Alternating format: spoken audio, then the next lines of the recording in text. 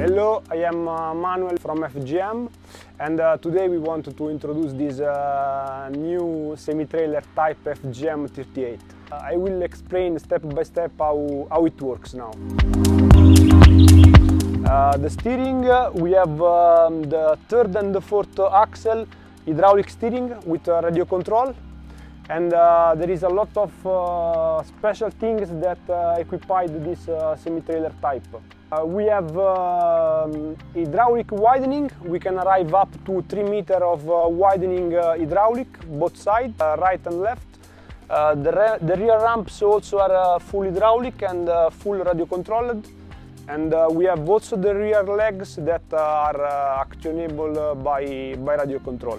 All the chassis semi-trailer is hot galvanized. This allows to have the best treatment against the corrosion.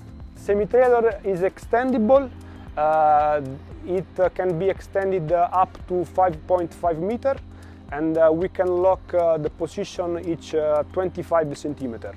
This unit is also equipped with the aluminum gooseneck clamps that allow to access in the gooseneck area really easily and really fast. There is a walking beam that works on the central frame, and we have also a well recess for the wheel loader transport between the first and the second axle.